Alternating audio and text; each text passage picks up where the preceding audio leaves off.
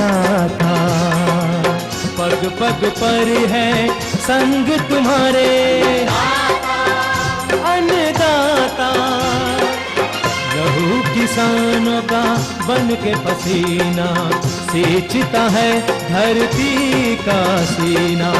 मेहनत का तेरी हक दिलवाने, नई तकनीक नई खोज बताने। पशुधन को गुणवान बनाना, पौध सुरक्षा को सिखलाना, खेती के सब गुर समझाने, भारत का सरताज बनाने। आठों पहर है संग तुम्हारे अन्नदाता, अन्नदाता।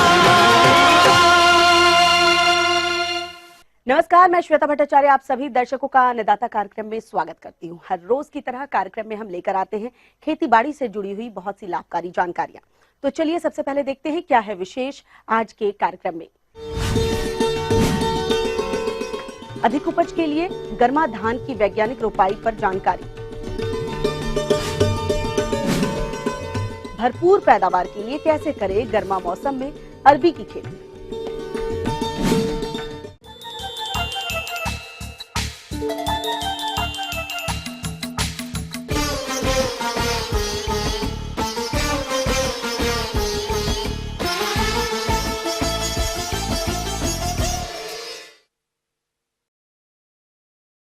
हमारे प्रदेश के बहुत से क्षेत्रों में किसान भाई गर्मा धान की खेती करते हैं और इसके लिए उन्होंने जनवरी महीने में धान का बिचड़ा डाला होगा, जो कि अभी रोपाई योग्य तैयार हो गया है। चूंकि अभी इसकी रोपाई का उचित समय चल रहा है, इसलिए आप धान की रोपाई करते वक्त किन किन वैज्ञानिक बिंदुओं पर ध्यान दें जिससे कि अच्छी उपज का आधार रख सके। उसके लिए आइए मिलते हैं राजेंद्र कृषि विश्वविद्यालय पूसा जिला समस्तीपुर के कृषि वैज्ञानिक डॉक्टर राजेश कुमार से।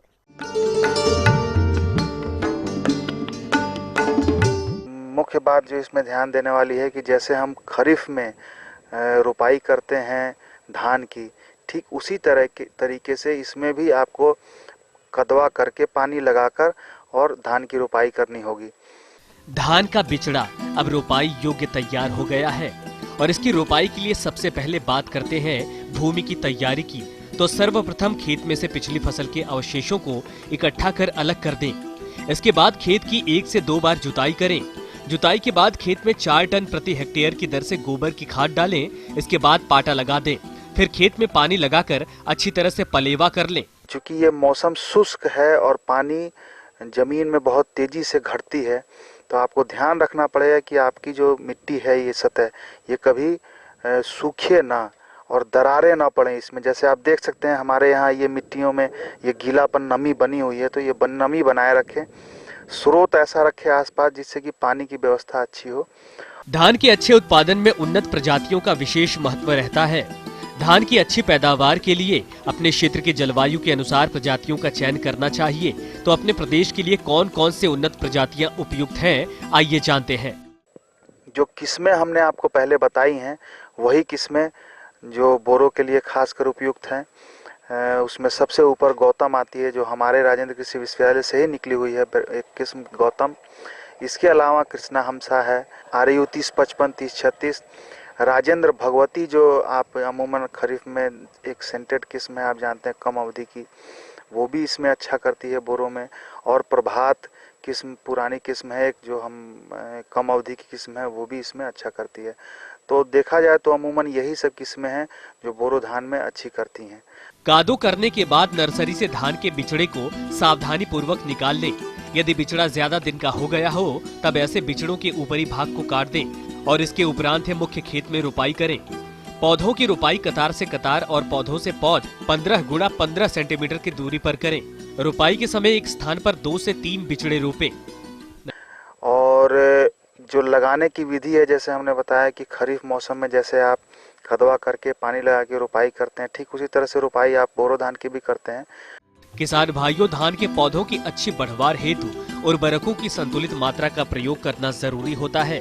वैसे तो उर्वरकों का प्रयोग मिट्टी जांच के आधार पर करना चाहिए। यदि मिट्टी की जांच नहीं कराई है तो उर्वरकों की कितनी मात्रा का प्रयोग करना है, आइए जानते हैं। जैसे हमने आपको अभी रोपनी के बारे में बताया, ठीक उसी तरह से खाद के बारे में भी 60-40-40 का रेशियो रखते हैं, यानी कि नाइट्रोजन, फास्फोरस और पोटास की मात्रा 60-40-40 की रेशियो में आप रखें। इसके बाद जब आप खेत तैयार करते हो, जैसे हमने कहा ठीक खरीफ की तरह से आप जब कदवा करते हैं उस समय में आप जो नाइट्रोजन की मात्रा है उसके 1/4 भाग अभी डाल दें, और जो फास्फोरस है उसकी पूरी मात्रा, पोटास की आधी मात्रा आप खेत के तैयार करते समय ही अभी डाल दें। नाइट्रोजन की जो 3 और अलग अलग मात्राएं हैं वो 3 अवधि में आप डालें। जैसे एक, जब इसके टिलरिंग स्टार्ट हो, यानी कि जब इसमें से निकलने लगे टिलरिंग, अमूमन 30 दिन के बाद टिलरिंग इसमें स्टार्ट हो जाती है, तो उस समय में आप नाइट्रोजन की दूसरी मात्रा डालें। तीसरी मात्रा आप जब इसमें से कल्ले निकलने लगे या जब ये फूटने लगे धान, तो उस समय तीसरी मात्रा, तीसरा भाग डाला जाता है नाइट्रोजन का। और चौथा भाग जब धान की भराई शुरू होती है, जब धान में ग्रेन फिलिंग जिसे हम कहते हैं, जब धान के दाने आ जाते हैं वो भरने लगते हैं। पोटास की मात्रा जैसे हमने कहा कि आधी आप अभी डाल दें शुरू में खेत तैयार करते समय, और आधी मात्रा जिस समय ठीक दाने भरने शुरू हों उस समय डालिए। इससे दानों में चमक अच्छी आती है और सुडौल पुष्ट दाने बनते हैं। खरपतवार धान की फसल को काफी नुकसान पहुंचाते हैं, इसीलिए रोपाई के 48 घंटे बाद ब्यूक्लोर रसायन की 3 किलोग्राम मात्रा 500 से 600 लीटर पानी में घोलकर प्रति हेक्टेयर की दर से छिड़काव करना चाहिए। ध्यान रखें, छिड़काव करते समय खेत में 2 से 3 सेंटीमीटर पानी होना जरूरी है। जो मूल सीजन है धान के खरीफ की उससे ये हट के है, तो इसमें चूंकि हम नवंबर में बिचड़ा गिराते हैं और ये तैयार होते होते 170 दिन ले लेता है। अगर आप अगेती या बहुत ही अर्ली किस्म भी लगाएंगे वो भी 160 से 70 दिन तक चली जाती है। चूंकि जो ये ठंडे का मौसम होता है दिसंबर जनवरी का, तब तक वो हाइबरनेशन में रहता है हमारा पौधा, और उस समय भी वो पौधा संश्लेषण करते रहता है भोजन का और अपने भोजन इकट्ठा किए रहता है।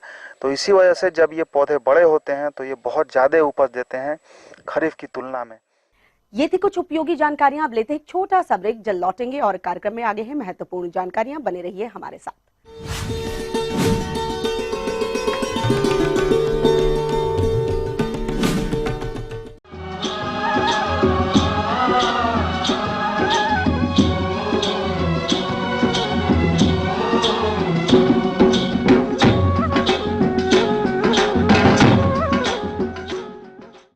ब्रेक के बाद आप सभी दर्शकों का स्वागत है। चलिए अब रुख करते हैं अगली कड़ी की ओर।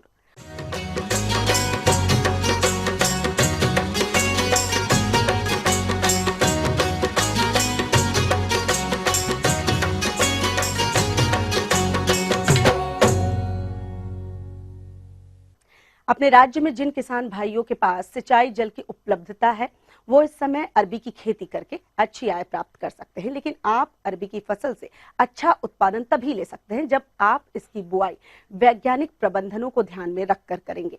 तो कौन कौन से वो प्रबंधन हैं, आइए जानते हैं। किसान भाइयों, वैसे तो अरबी की खेती 2 सीजन में 2 मौसम में होती है, ग्रीष्मकालीन और वर्षाकालीन। अरबी से ज्यादा पैदावार लेने में भूमि की तैयारी की एक विशेष भूमिका रहती है। यदि हमारे किसान भाई ठीक तरह से खेत को तैयार नहीं करते हैं तो बीज का अंकुरण सही तरह से नहीं हो पाता है। इसके चलते उपज में भारी गिरावट देखने को मिलती है। इसीलिए अरबी की खेती के लिए भूमि चयन से लेकर प्रजातियों के चुनाव तक किन किन बातों को ध्यान में रखना पड़ता है, आइए जानते हैं। उसके बाद अब आते हैं कि खेत कैसी होनी चाहिए, मिट्टी कैसी होनी चाहिए। तो भाई जो भी कंदमूल की फसलें हैं उसके लिए हल्की मिट्टी होनी चाहिए। इसके लिए सबसे अच्छी मिट्टी बलुई दोमट मिट्टी है। उसके बाद में अब खेत की तैयारी पे आते हैं। तो इसके लिए खेत की तैयारी, एक बार मिट्टी पलटने वाले हल से करीब 20 से 25 सेंटीमीटर की गहराई तक जुताई करते हैं। उसके बाद कल्टीवेटर से 2 बार या देसी हल से 2 बार जुताई करके पाटा दे देते हैं। किसान भाइयों, बीज की बुआई करने मात्र से ही हमें अच्छी उपज की प्राप्ति नहीं हो सकती है। इसके लिए जरूरी है कि हमें फसल की अच्छी वृद्धि और विकास के लिए फसल में संतुलित पोषक तत्वों को देना होगा। किसान भैया ध्यान रखें कि अंतिम जुताई के समय ही करीब 10 से 15 टन कंपोस्ट या गोबर की सड़ी हुई खाद उसमें अच्छी तरह मिला दें, और जो उर्वरक की संपूर्ण मात्रा है उसका अंतिम जुताई के समय ही आप फास्फोरस की पूरी मात्रा और 1/3 नाइट्रोजन, नेत्रजन तथा पोटास की मात्रा को मिट्टी में अच्छी तरह मिला दें। उसके लिए आपको करीब 375 kilogram single super phosphate, 60 kilogram urea और 45 किलोग्राम MOP यानी म्यूरेट ऑफ पोटास की ज़रूरत पड़ती है। इसके बाद किसान भाई आप आइए कि कौन सी इसकी उन्नत किस्में हैं। तो बिहार के लिए अनुशंसित उन्नत किस्में राजेंद्र RB1, मुक्ता केसी और सहस्त्रमुखी है। अब इसकी 1 हेक्टेयर के लिए करीब 13 से 16 क्विंटल कंद की आवश्यकता पड़ती है। जो किसान भाई अरबी की बुआई करना चाहते हैं, उन्हें पौधों की उचित संख्या के लिए बीजों की बुआई एक निश्चित दूरी पर करनी चाहिए, जिससे फसल की बढ़वार हो और दूसरी ओर कीटों का प्रकोप न हो। किसान भाइयों, इसके लिए हम इसकी जो दूरी होती है पंक्ति से पंक्ति 50 सेंटीमीटर और पौधे से पौधे के बीच की दूरी करीब 30 सेंटीमीटर रखते हैं। रोपाई की विधि ये है कि आप जो खेत समतल तैयार कर लिए हैं उसमें 50 सेंटीमीटर की दूरी पे एक गहरी नाली बनाते हैं, करीब 8 से 12 सेंटीमीटर गहरी, और उसमें 30 सेंटीमीटर की दूरी पे कंद रख के मिट्टी से ढक देते हैं। इसके बाद किसान भाई आप देखिए कि आपके खेत में नमी है कि नहीं। अगर नमी नहीं है तो तुरंत एक हल्की सिंचाई कर दें, और इसके बाद में आपको एक मल्चिंग करना बहुत ज़रूरी है, क्योंकि अगर मल्चिंग नहीं करेंगे तो खेत की नमी बहुत जल्दी समाप्त हो जाएगी और जल्दी जल्दी इरिगेशन देना पड़ेगा। तो इसलिए आप मल्चिंग सूखी पुआल से या किसी भी तरह की सूखी पत्ती से खेत को ढक दें।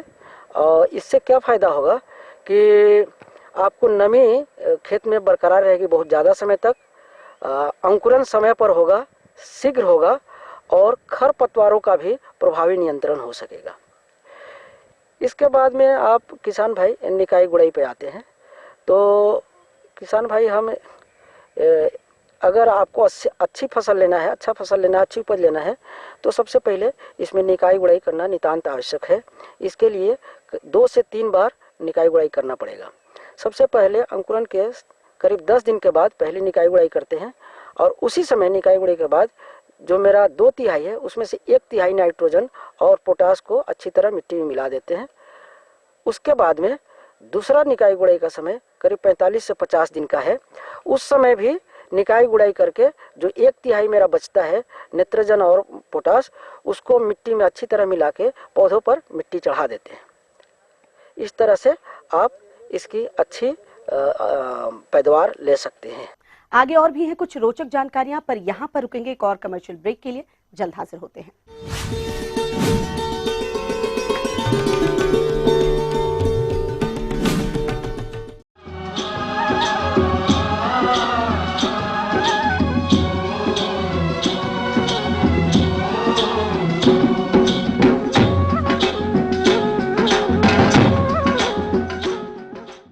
ब्रेक के बाद एक बार फिर से आप सभी दर्शकों का अन्नदाता कार्यक्रम में स्वागत है। बढ़ते हैं अगली प्रस्तुति की ओर।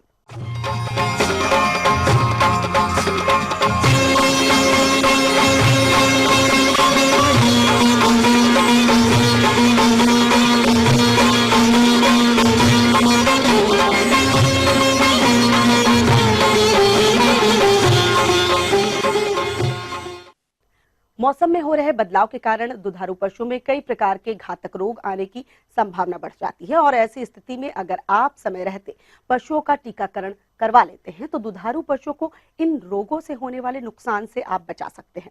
तो इस समय किन किन रोगों से बचाव के लिए पशुओं में टीकाकरण करना आवश्यक है, इस बारे में उचित सुझाव दे रहे हैं दिव्यायन कृषि विज्ञान केंद्र जिला रांची के डॉक्टर भरत कुमार। ऐसे सभी किसान भाई जानते हैं दुधारू पशुओं में मुख्य रूप से खुरा चपका, गला घोंटू, जांगरेला, थैलेरिया, ब्रुसेलोसिस जैसी बीमारियां पाई जाती हैं। कुछ बीमारियां जैसे कम दूसरे जगह पे बहुत कई जगहों पे नहीं भी पाई जाती हैं, लेकिन जिनके बारे में टीकाकरण के लिए सलाह दी जाती है वो लगभग पूरे भारत के हर प्रदेशों में पाई जाती हैं। जैसे आपके खुरा चपका की बीमारियां अक्सर जो विदेशी संकर नस्ल की गायें हैं उन सबों में देसी की तुलना से अधिक पाई जाती हैं। उन सबों में टीकाकरण की आवश्यकता अधिक होती है। किसान भाई टीकाकरण खुरा चपका के लिए 3 महीना के बछड़े से ही शुरू कर सकते हैं। 3 महीना में पहला डोज देने के बाद वे प्रत्येक 6 महीना के अंतराल पर इस टीका का प्रयोग करें। इससे सुरक्षा उनको अधिक से अधिक मिलती है। किसान भाइयों, दुधारू पशुओं में खुर पका मुंह पका रोग का टीका शरीर में कहां और किस प्रकार दिया जाए, इसकी जानकारी होना जरूरी है, क्योंकि उचित स्थान पर टीका नहीं लगाया जाता है तो पशु इस रोग के प्रति प्रभावी ढंग से सुरक्षित नहीं होता। अतः खुर पका मुंह पका रोग का टीका शरीर में कहां पर लगाया जाता है, आइए जानते हैं। तो खुरा चपका का टीका मांस में पड़ता है। मांस में देने का मतलब अगर आप गला के आसपास जो अगला पैर और कान के बीच के भाग में अगर ये टीका डीप इंट्रामस्कुलर जिसको कहते हैं, मतलब मांसपेशियों में अंदर तक जानी चाहिए, अगर दें तो ये टीका अधिक कारगर होती है। इसके अलावे इस तरह के टीकों का मैं और एक जैसे आपको HS और BQ 2 बीमारियां जिनका मैं पहले भी बात कर चुका था, जैसे गला घोंटू और जांगरेला। ये दोनों बीमारियां जीवाणु के कारण होती हैं, इसलिए गला घोंटू और लंगड़ी बुखार से बचाव हेतु मिश्रित टीके को लगाते हैं तो ये अधिक लाभप्रद होता है। अतः ये टीका कब और कितनी बार लगाना चाहिए, आइए जानते हैं। ये टीका देने का सबसे अच्छा समय माना जाता है मानसून शुरू होने से पहले का समय, यानी मई जून की महीना ये HS और BQ के टीकाकरण का सबसे अच्छा समय माना जाता है। इस टीके को चमड़ा के नीचे देने की आवश्यकता होती है। इसके बाद इसको किसान भाई साल में 1 बार देंगे। साल में इसको 1 ही बार देने की ज़रूरत पड़ती है। अगर मिश्रित टीके में जाएं तो कई और मिश्रित टीकों का मैं जिक्र करना चाहूँगा, जैसे खुरा चपका, जांगरेला और गला घोंटू का तीनों का मिश्रित टीका भी आजकल बाज़ार में आ गए हैं। जैसे एक उदाहरण स्वरूप कहें रक्षा ट्रायोवैक इन तीनों का एक मिश्रित टीका है। ये ट्रायोवैक 3 ml मात्रा ज़रूरत होती है और ये इंट्रामस्कुलर ही होती है। इन रोगों का मिश्रित टीका उपलब्ध नहीं होने की स्थिति में किसान भाई अलग अलग रोगों का टीका लगवाते हैं, तो आप इन टीकों को लगवाते समय कुछ जरूरी बातों पर ध्यान दें। जो भी मिश्रित टीका नहीं दे रहे हैं, अलग अलग टीका दे रहे हैं, वो यह ध्यान रखें कि 2 टीकों के बीच में कम से कम 15 से 20 दिनों की अंतर अवश्य रखें। इन रोगों के अलावा दुधारू पशुओं में थिलेरिया और ब्रुसेलोसिस बीमारी भी होती है, तो इन बीमारियों से बचाव के लिए कौन से टीके उपयोगी हैं तथा पशुओं में ये टीका कब लगाया जाता है, आइए जानते हैं। थैलेरिया से बचाव के लिए थैलेरिया की टीके आती है, रक्षा टी के नाम से आता है और ब्रुसेलोसिस के नाम पे ब्रूवैक्स के नाम पे। ब्रुसेलोसिस की टीका 3 महीना के बाद के जो मादा पशुएं हैं या बच्चियां हैं, बछड़े हैं, बच्चियां हैं, उन सबों पे ही देते हैं। थैलेरिया की टीका आप 3 महीना के बाद शुरू करके साल में 1 बार जरूर दें। और एक बात कहें, जिन पशुओं में बीमारी शुरू हो गई है उन पशुओं में टीकाकरण हमें नहीं करानी चाहिए। शुरू होने के बाद उनको पहले प्राथमिक उपचार किया जाए। उपचार जब हो जाती है, वे पूरी तरह से स्वस्थ हो जाते हैं, तभी उसमें टीकाकरण करें। इसमें कुछ बातें सफल टीकाकरण के लिए मैं कुछ और मुख्य बातों पर आपको ध्यान केंद्रित करना चाहूँगा। आपका टीकाकरण के लिए टीका को उसी तरह के दुकान से खरीदें जहाँ पर टीका को रखने की उचित व्यवस्था हो। कुछ टीके होते हैं, जैसे आपको खुरा चपका के टीके हो गए या थैलेरिया के, या आपको जो ट्रायोवैक हम बताए, इस तरह जो मिश्रित टीके हैं, उन सबों को ठंडा रखने की ज़रूरत होती है। टीका लगाने के लिए प्रशिक्षित आदमी का सहारा जरूर लें। टीका बहुत ज़्यादा तनावग्रस्त पशुओं को ना कराएं। जैसे उदाहरण स्वरूप कहें, गर्मियों के दिनों में अगर बहुत गर्मी है तो आप टीकाकरण या तो सुबह करें या शाम को करें, दोपहर के समय टीकाकरण नहीं करें। तो इन सब चीज़ों को आप ध्यान रखें तो आपको टीकाकरण से जो लाभ होनी चाहिए वो निश्चित तौर पे मिलेगी।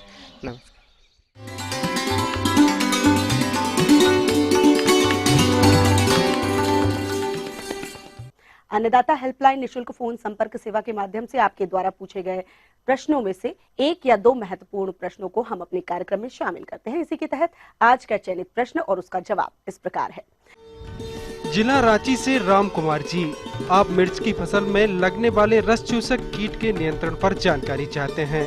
तो राम कुमार जी, आपकी जानकारी हेतु देखिए कार्यक्रम का यह अंश। किसान भाइयों, मिर्च की जो खेती किए हैं तो इसमें कीट एवं बीमारियां लगती हैं, जिसके रोकथाम का आपको उपाय करना होगा, जिससे कि आप अधिक से अधिक उपज प्राप्त करें। तो इसमें सबसे ज्यादा तो थ्रिप्स परेशान करता है। थ्रिप्स को कंट्रोल करने के लिए एक पीला रंग का स्टिकी जो है ट्रैप, जिसमें चिपक जाए, उसको फसल लगाने के कुछ दिन के बाद उसको ट्रैप को लगाना चाहिए, जिससे कि वो थ्रिप्स उसमें चिपक करके मर जाए। इसके अलावा इमिडाक्लोप्रिड जो है दवा 1 मिलीलीटर प्रति 3 लीटर पानी में घोल बनाकर उसको पौधे पर अच्छी तरह से छिड़काव करेंगे तो ये थ्रिप्स कंट्रोल हो जाएगा। इसके अलावा लाही कीट भी बहुत लगते हैं मिर्च में। इसके लिए नीम आधारित जैविक कीटनाशी का 5 मिलीलीटर प्रति लीटर पानी में घोल बनाकर छिड़काव करना चाहिए। इसके अलावा प्रोफेनोफॉस 50% इसी 1 मिलीलीटर प्रति लीटर पानी में घोल बनाकर फसल पर छिड़काव करेंगे, जिससे कि लाही कीट से आपका बचाव होगा। इसके अलावा सफेद मक्खी भी बहुत लगते हैं मिर्च में। इसके लिए इमिडाक्लोप्रिड 1 मिलीलीटर प्रति 3 लीटर पानी में घोल बनाकर छिड़काव करें।